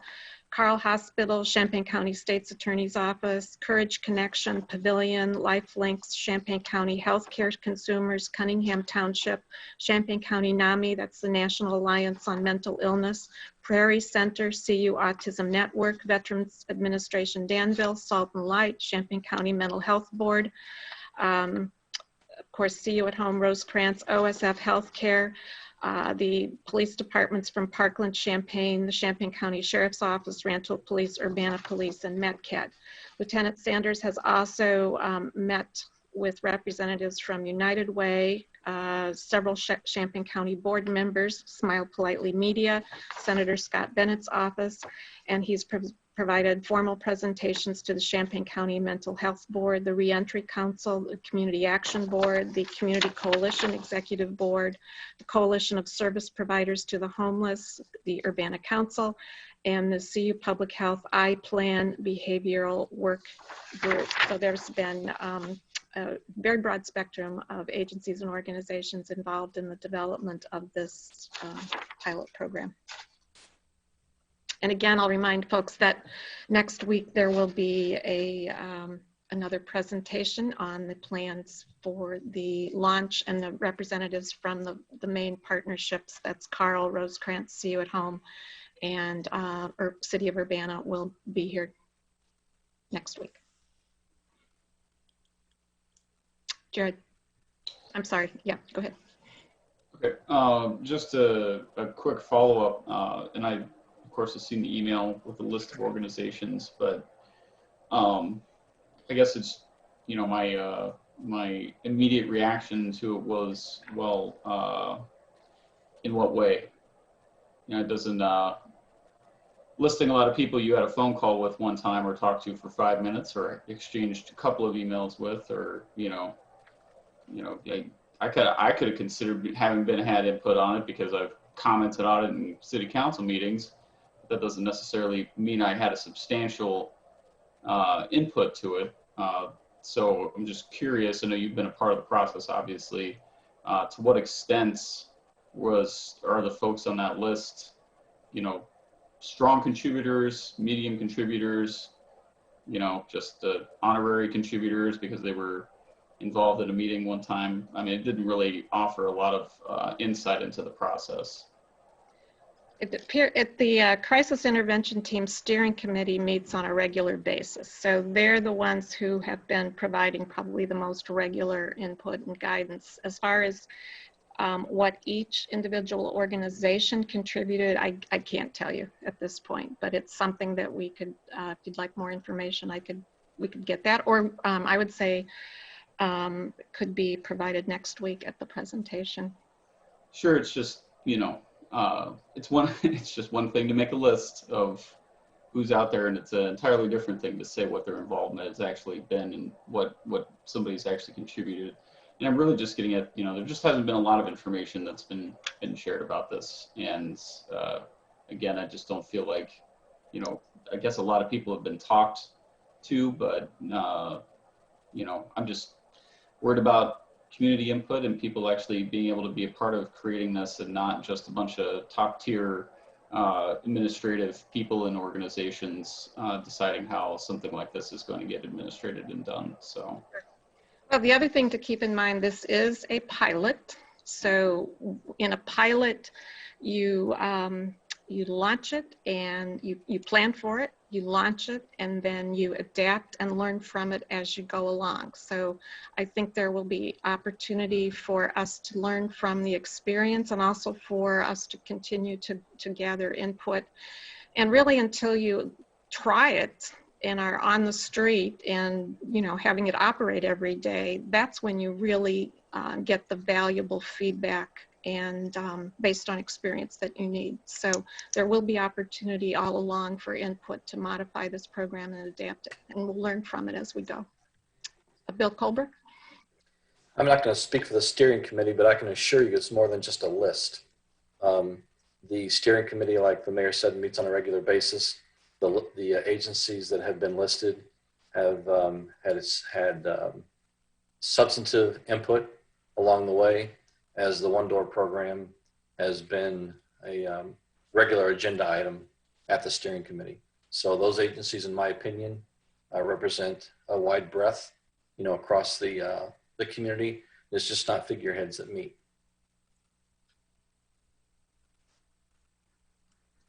Dennis. Yeah, the memo is kind of instructive to us. If we believe that Rosencrantz is a valid organization that does good work in our community, which I think you can't help but agree to, the memorandum indicates that Rosencrantz has agreed to be the partner that will hire and oversee the director of One Door for at least the pilot year. And this program also meets one of the other requests that we've heard often again from the community, which is the city proposes to use funds reallocated from the police salary line to pay the initial year cost for the One Door director. We've had a lot of people in this community talk about defunding the police. Well, we're not going to completely defund the police, but we are amenable apparently to shift some of the income that might have been used to hire police services to this service, which is a crisis intervention keystone in the community. So I think I find this to be a suitable pilot program with a lot of potential, and I do support it. Any other comments? Okay, will the clerk please call the roll? Ms. Wu, Yes. Ms. Hersey, Yes. Mr. Brown, Yes. Mr. Roberts, Yes. Mr. Colebrook, Yes. Mr. Miller. yes. That motion passes. Thank you, Bill. You're welcome. Thank you. Reports of special committees. Don't think we have any tonight. Reports of officers. Carol? There were a couple of questions that were posed to me last week that I just wanted to follow up on. So Jared had asked me about filling potholes in advance of winter really setting in.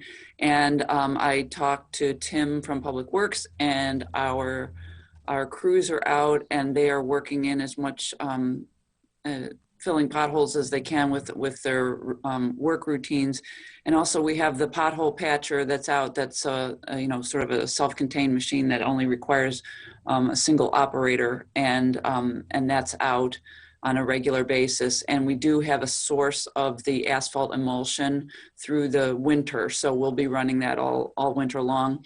I also had a question from Dennis about the sidewalk snow removal, so I thought I would very quickly just run through the details of that program. So there's 3 districts where property owners fronting certain streets in those districts, and I will share my screen and show the maps real quick.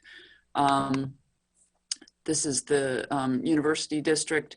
If the Public Works Director declares that the sidewalk snow removal ordinance is in effect, then from the time of that declaration, which is usually made when there's 2 inches or more of snow or ice that have accumulated on the sidewalk, that the folks in these areas have 24 hours to remove the snow and ice from the sidewalks. So this is the university district, and I realized that the map needed to be adjusted, and it now goes up to the south side of university, and we'll be getting a new map for the website that was amended in 2019. This is the South Philo Road area. And then finally, we have the downtown area as well. So just wanted to follow up on that, and I'm happy to answer any questions about either of those items or anything else you want to ask me. Any questions for Carol? Okay, thanks. Thank you. Little did we know when we purchased the pothole patcher, would it be one of the most COVID-safe public works pieces of equipment that we own, since it's self-contained and one person can do it all.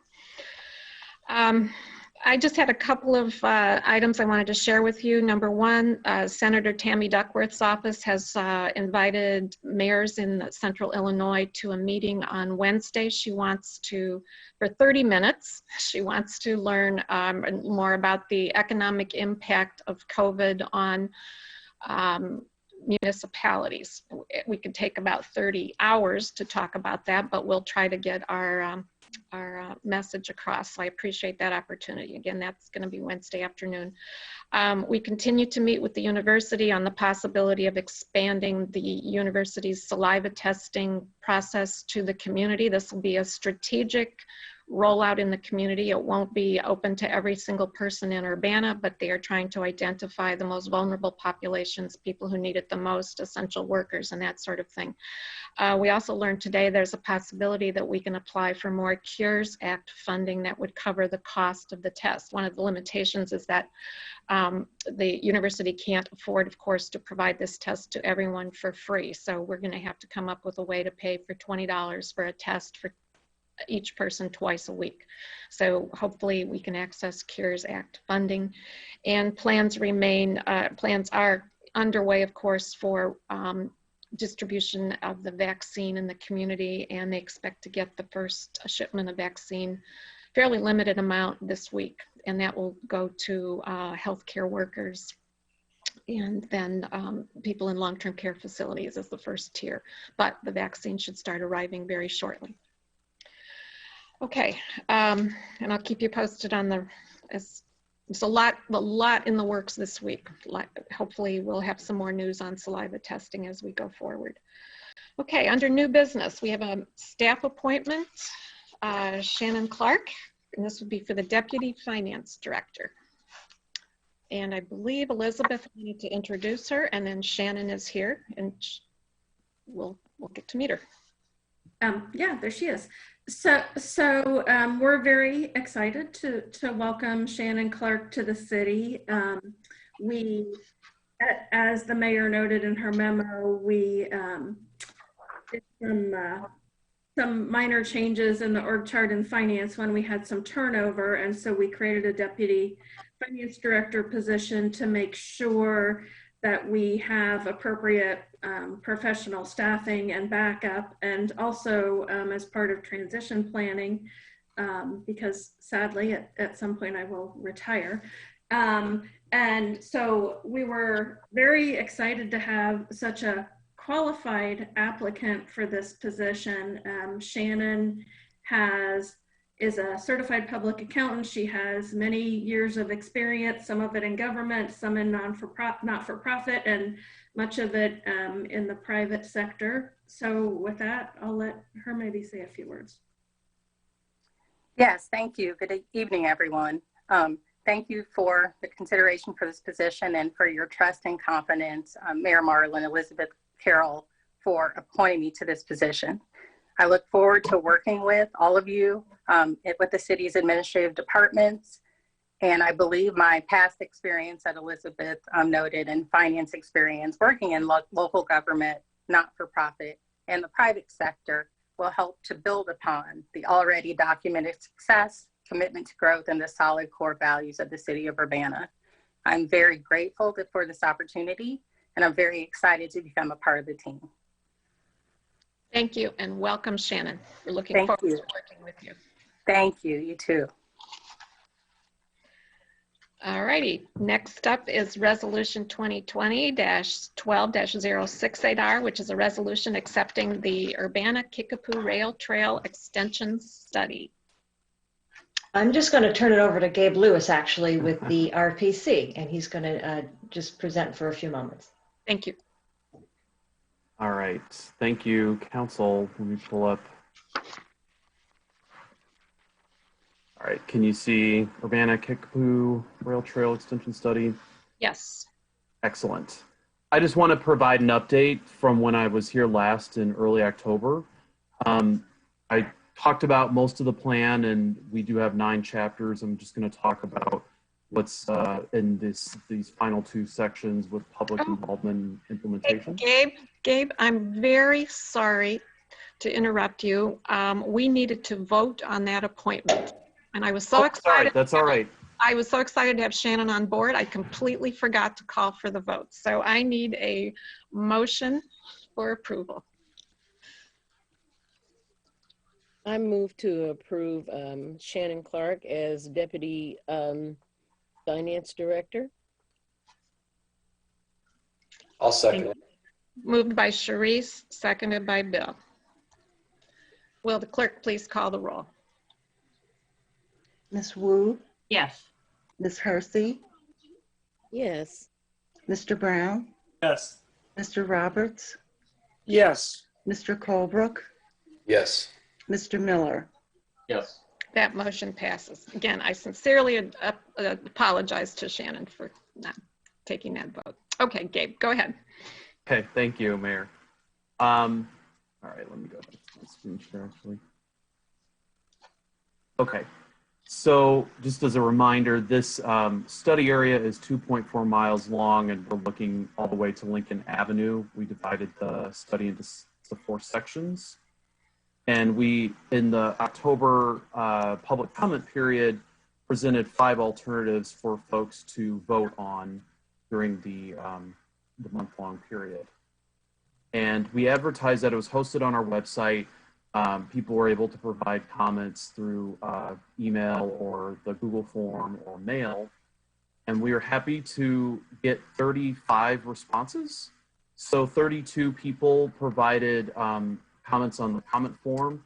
And then we also heard from 3 property owners in the study area, and 2 of them just had some concerns about the study, but we did talk about that. Nothing is necessarily happening right now. This is just a study that we wanted to make them aware of.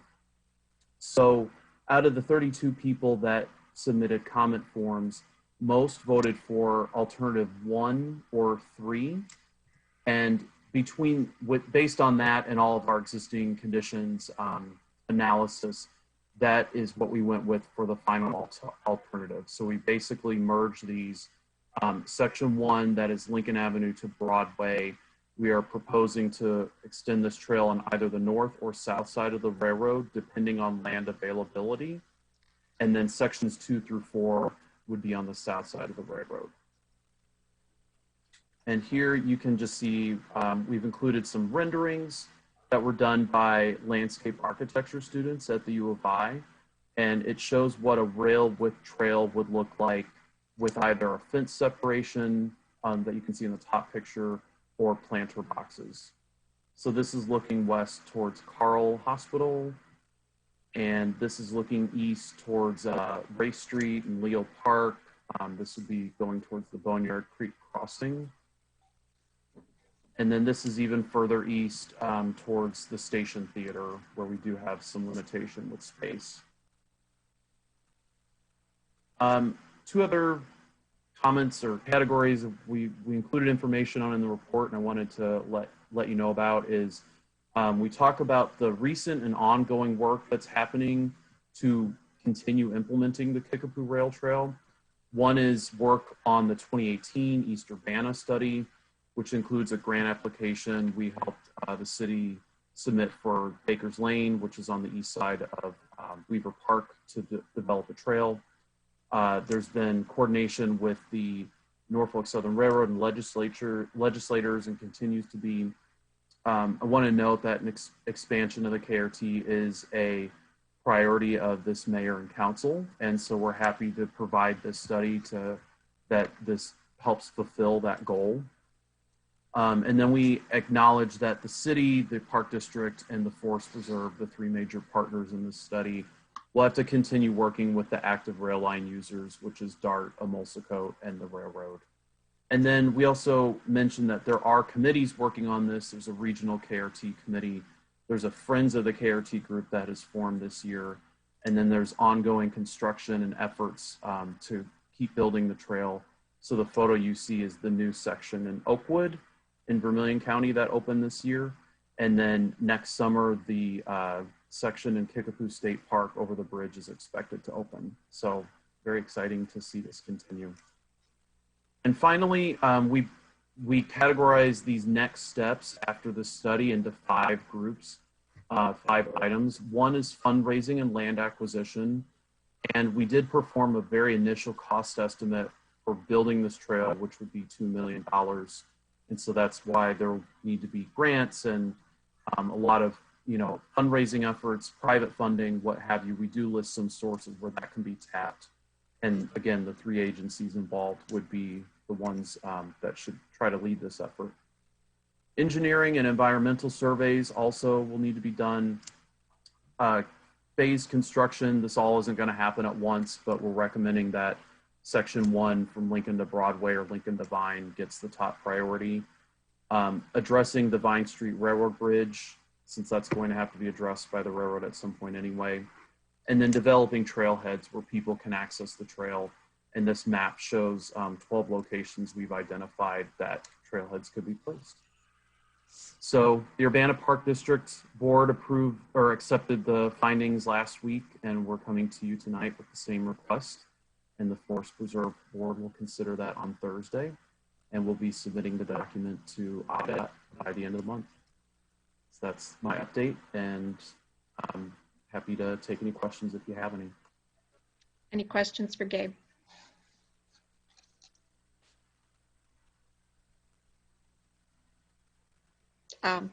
Bill?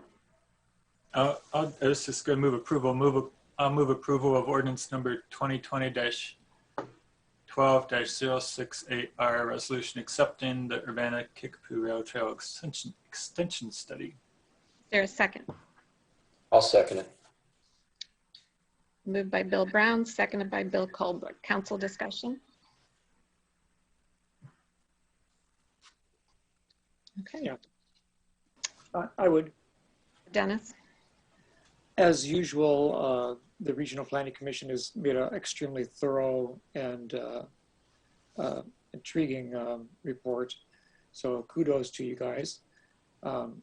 It's a trail that is going to assist mobility across the community. And I'm hoping that attention can also go to other possible trail connections in the future. Bill Brown, and then Sharice. Yeah, I just wanted to thank RPC and Gabe for bringing people together to get this accomplished. And I think you did a good job, and it'll form a good basis for applying for grants in the future. Sharice? Yeah, I wanted to ask Gabe, with the plan that with the trail going on the north side of University, I guess my main question is that railroad ever used anymore? I guess I live so closely to railroad tracks that I actually hear, when I was in LA, I used to hear airplanes. I hear trains all the time back home. So would that create an issue for the trail having to cross tracks at all? Well, to answer your question, yes, the railroad is currently being used by DART and Emulsicote, but it is very low frequency. So it's about twice a week, because once a week for each company. And what we proposed is that the trail would only cross at an existing street crossing. So at Broadway Avenue. So you wouldn't have to, you know, you would have a trail that would come up to the street, and then Broadway would have that, you know, the flashing lights or the arms or whatever, so that people couldn't cross if there was a train there. But there is guidance from IDOT that there can be a trail next to an active railroad, just as long as you have enough separation. And since we proposed in the plan. Okie doke. Any other council comments? I just would also like to thank RPC for taking the lead on this study. They applied for the grant from the state and received it. I also want to thank Carl Foundation Hospital again for providing the $25,000 match that was required. The city did not have those funds, and Carl stepped up and did that. This is a project that's a long-term project. It's not going to be built next year. These rail trails take years to develop, but the studies, the feasibility study is the first step. We have it, and this is a huge first step, and the project wouldn't go anywhere without it. So we're grateful to RPC's leadership and Gabe's hard work and that of his team, and along with our partners, Park District, Forest Preserve District, et cetera. So we're looking forward to the next phase, and this long-term, this would just be a game changer in going through downtown Urbana. So thank you. And with that, I'll call for a vote. Ms. Wu? Yes. Ms. Hersey? Yes. Mr. Brown? Yes. Mr. Roberts? Yes. Mr. Colebrook? Yes. Mr. Miller? Yes. That motion passes. Thank you very much. Thank you. Next up is ordinance number 2020-12-073, which is an ordinance levying taxes for the fiscal year beginning July 1st, 2020 and ending June 1st, 2021. And if it's okay, I'll speak to the last three ordinances all as a group because they're kind of a package here. So you may remember back in mid-November, we approved the estimated tax levy, and at that time I gave you a bunch of slides that explained the process, and also talked about what we were going to levy. So now the time has come to make that final, and to do that you need to approve actually three ordinances. So the first is the ordinance that actually levies the taxes for 2020, which we will receive in calendar year 2021. The second ordinance is an ordinance that would abate the levy in order to maintain our current tax rate of $1.3499. And that's necessary because when we levy taxes, we do not have the final assessed valuation, so we can't make an exact calculation. So we shoot a little bit high and then we cap it off and bring it back down. And then the third is an ordinance that abates debt service payments for the 2012 and 2014 general obligation bonds. So the reason we use general obligation bonds in that case is because you tend to obtain a better interest rate because they're backed by the city's taxing authority. But in fact, we pay that debt service from the TIF2 and local motor fuel tax funds. And so the bond ordinances that were adopted back in 2012 and 2014 required the county clerk to levy those taxes unless we abate them. So all three of these ordinances work together to give you the tax levy that we discussed in mid-November. Any questions for Elizabeth? Okay, could I have a motion for ordinance number 2020-12-073? Sure, I'll do that. I move that we adopt ordinance 12-2012-073, an ordinance levying taxes for the fiscal year beginning July 1st, 2020 and ending June 30th, 2021. Second. Who was the second? Bill Brown. Bill Brown. Okay. Discussion. Okay, will the clerk please call the roll? Ms. Wu, Yes. Ms. Hersey, Yes. Mr. Brown, Yes. Mr. Roberts, Yes. Mr. Colebrook, Yes. Mr. Miller. Yes. That motion passes. Next up is ordinance number 2020-12-074. This is an ordinance directing the Champaign County Clerk to abate the tax levy for the general corporate fund for the tax year beginning July 1st, 2019 and ending June 30th, 2020. I'll move approval. I'll second. Moved by Mary Alice, seconded by Sharice. Is there discussion? Will the clerk please call the roll? Ms. Wu, Yes. Ms. Hersey, Yes. Mr. Brown, Yes. Mr. Roberts, Yes. Mr. Colebrook, Yes. Mr. Miller. Yes. That motion passes. Last up is ordinance number 2020-12-075, an ordinance directing the Champaign County Clerk to abate a portion of the 2020 tax levy related to general obligation bonds, Series 2012, and general obligation bonds, Series 2014. I'll move their approval. I'll second. Moved by Dennis, seconded by Sharice. Council discussion. Okay. Will the clerk please call the roll? Ms. Wu, Yes. Ms. Hersey, Yes. Mr. Brown, Yes. Mr. Roberts, Yes. Mr. Colebrook, Yes. Mr. Miller. Yes. That motion passes. And with no further business before the City Council, this meeting is adjourned. Thank you, and we'll see you next week.